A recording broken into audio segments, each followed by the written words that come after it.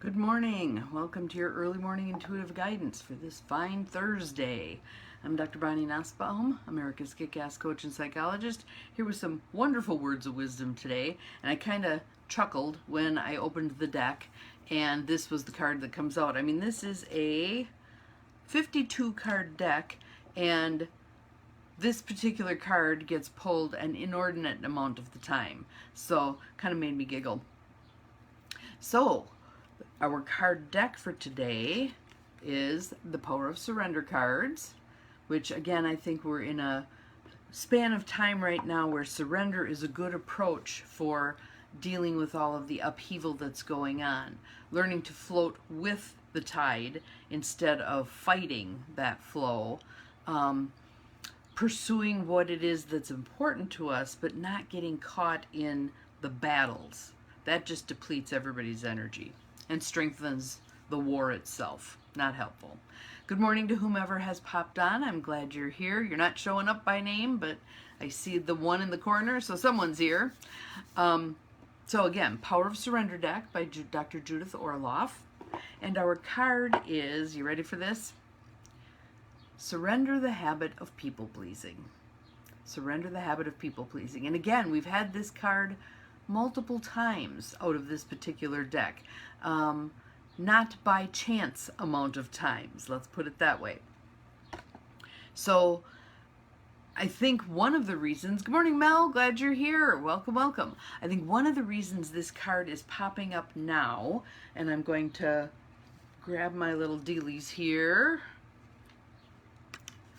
because this pursuing this particular path expands our consciousness, which dissolves obstacles and bumps us into the field of infinite possibilities, which I have in front of my face all the time, because we have that tendency to shrink down into little explanations of why things are happening instead of blowing it out to there's divine right timing and divine right order operating here, and what might be the value right here, right now, of all of us releasing that habit of people-pleasing. I will give you an example, all right? So someone I know who runs a board was at a gathering of all of the state's board presidents. So however many, there may have been some extras in the room, but ballpark 50. They met with a government official, a national government official, and there was the pink elephant in the living room, the question nobody was asking, the point that needed to be made, the pink elephant that needed to be called out as being present. And this woman that I know did that. Good morning, Rayford. Glad you're here. Welcome, welcome. She was the one who stood up and said, why is it that, and put it out on the table. And there was silence. And nobody stepped up to back her up. Yet she knew that most of the people in the room believed as she believed. After the fact, individuals came up to her and said, thank you so much for saying that, blah, blah, blah. But they weren't willing to stick their necks out. They were caught in the people-pleasing thing. I'm going to go along to get along. I'm going to not say shit if I have a mouthful. All that stuff that people unfortunately do that weakens them, weakens whatever environment they're operating in, and weakens our country overall, our systems overall. When we aren't brave enough to say and to call out, this is not working, and do something about it, it weakens everyone. It weakens everyone. That if we look at history, remember, if we fail to look at history, we're doomed to repeat it. If we look at history, that was the beginnings of the declines of many of the great civilizations, was that I'm going to go along to get along, I'm not going to speak up, I'm not going to put my head on the chopping block, etc., etc. Is it easy to be the one who calls something out? Absolutely not. Absolutely not. And in this world, in this environment, it's kind of like we've got all manner of nasty stuff going on. My sister was telling me that there was someone who had spoken up about something, and advocates for the other side began sending this person pictures of the front of his house, of his bank accounts, of his social security number, etc., etc., etc. Luckily, this person was a tech person and was able to do some things about that.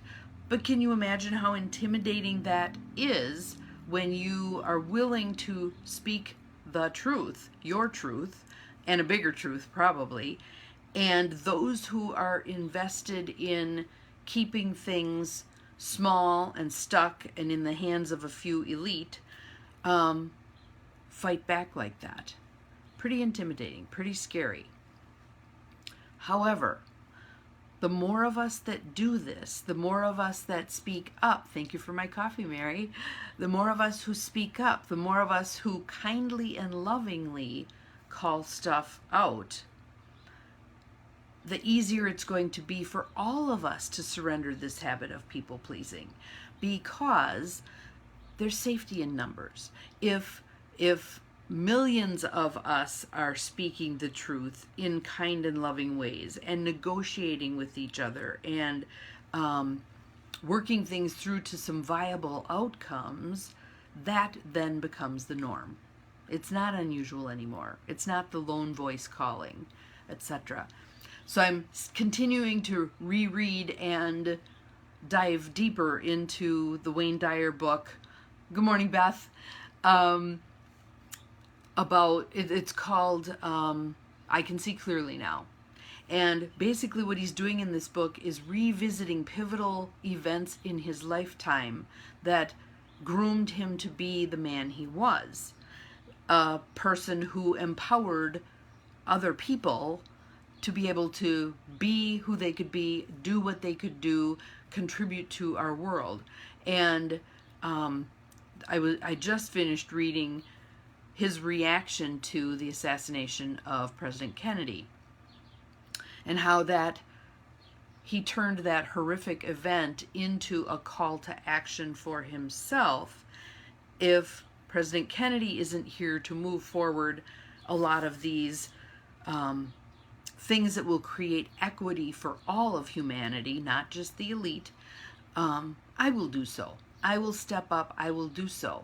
And that really was the body of his work, was empowering everyone, teaching us how to step more out of judgment and into compassion, etc.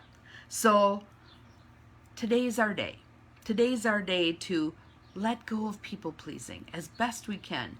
And I will tell you, it is such a subtle thing. Sometimes it's like the ball peen hammer hitting us between the eyes, but sometimes it's so subtle.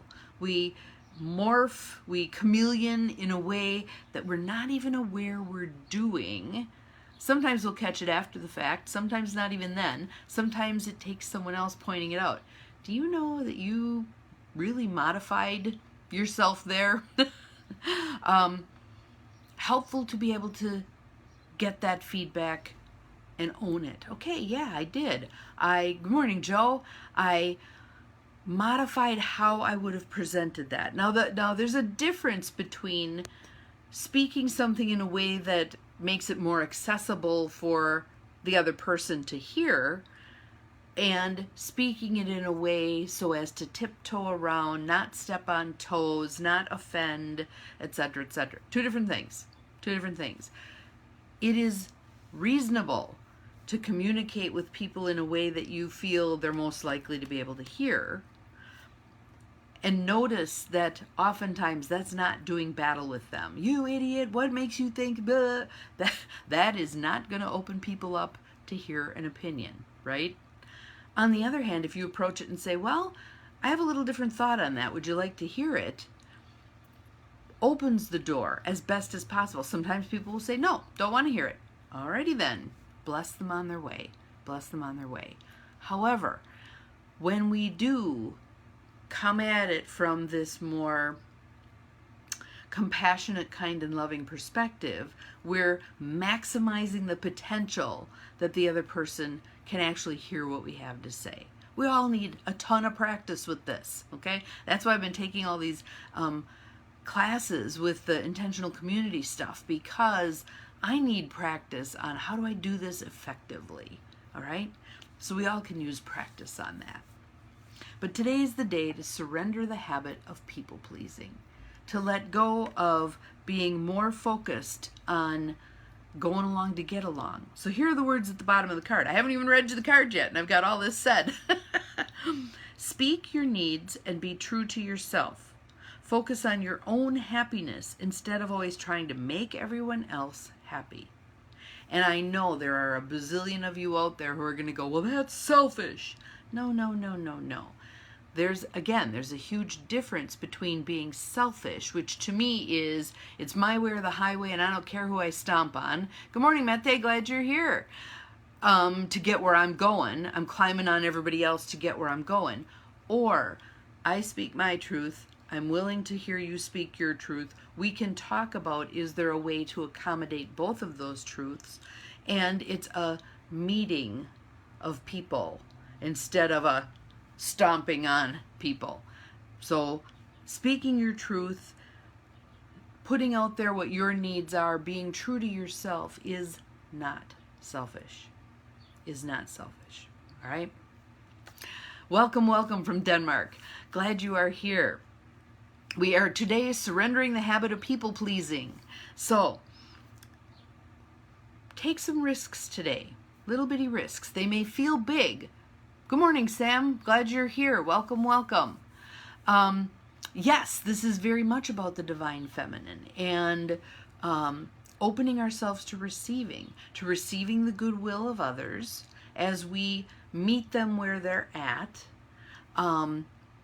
Not trying to convince others, not trying to force an agenda, just being present with who we are, what our needs are, putting that out there, negotiating, talking things through, being humble. Because when we fill our own tank, when we allow our own needs to take an equal importance with everybody else's needs, we empower the whole. We model great care, self-care. If you do nothing else for your children, please model for them not the martyr stuff, but meeting needs and meeting own needs and then meeting the needs of others. Because your tank is full then. Your tank is full. You've got something to operate with. Again, I love the cheesy airplane thing. Put on your own oxygen mask, then assist others. How well are you putting on your own oxygen mask? How well? I took a beautiful ride in the countryside yesterday morning on my way to coffee with a couple of friends, and that filled my soul. That felt really good. What are you doing for yourself today, right here, right now? You might be having your beloved cup of coffee. You might be sitting and listening to the birds. The birds are really loud here today. I think because it rains so much and the worms are all present and they're having a feast. So, speak your needs, be true to yourself. Focus on your own happiness instead of always trying to make everyone else happy. And if you want to empower people, let them know that you believe they are capable of creating their own happiness. When we take on that role, when we think it's our job to make someone else happy, we are in. He's about to die, so I think we have to be done for today. Have an awesome day. Do some good work on releasing the people-pleasing. We'll see you again tomorrow. You are capable of far more than you think you are. Bye-bye.